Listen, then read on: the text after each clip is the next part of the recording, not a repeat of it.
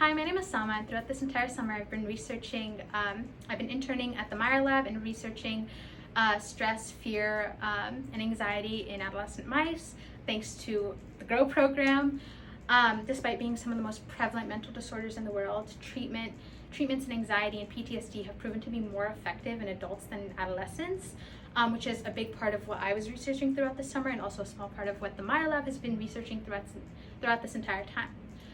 In addition to that, we've also found that previous research proves that adults tend to process anxiety differently depending on their sex. So I'm also supposed to research if that's also applicable to adolescents. But of course, because it's very inefficient and inconvenient to research this in humans, we conducted our research in mice ethically. We underwent a bunch of training to ensure that we're not doing anything to hurt them, but to go about our research, we underwent a 4-day training period where the mice were exposed to two tones, one tone indicating fear and one tone indicating safety. But of course, they don't know which tone is which. So in order to teach them and condition them to feel a certain way under each tone, the fear tone would be paired with a mild foot shock after it was played, and the safety tone would be paired with no foot shock. So by the end of this 4-day training period, they hopefully would have learned to be afraid under one tone and afraid under the other tone. And in order to collect data and go about our research, we measured what we'd call their freezing time, which is exactly what it sounds like. Mice have this innate response to freeze up whenever they're under the presence of fear or whenever they feel like they're in danger. So we'd measure the start and finish time of their freezing. After that 4-day training period, in order to test their ability to retain this information, we did what we'd call a test day, where we played these two tones, but we paired neither of them with a shock to see if they still remember to be afraid under the fear tone and still remember to feel somewhat relieved under the safety tone. And in addition to this, we also played this new tone called a novel tone in order to test whether or not they're able to generalize that tone with something completely new. Whether or not they're able to critically think and associate that tone with something safe, like guilty until proven innocent, but with safety.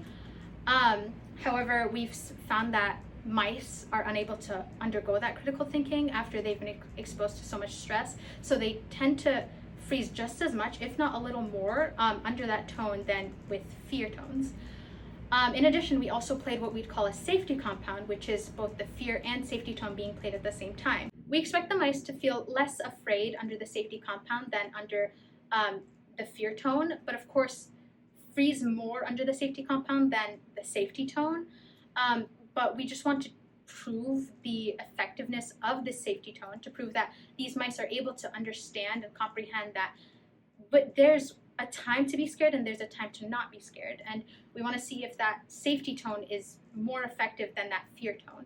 And lastly, we also played an additional compound of the novel and fear tone to serve as some sort of control for these mice. We want to see if without the presence of a safety tone, if the mice are still able to understand, that they should still be afraid, or if they're able.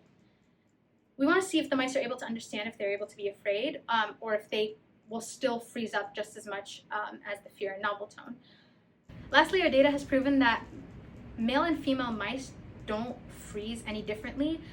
There isn't any significant differences between their ability to process anxiety and fear and safety, which brings us to believe that adolescent mice, which brings us to believe that when treating anxiety in adolescents, in either humans or in mice, we don't really need to switch up the treatments as much as we would with an adult. And yeah, thank you.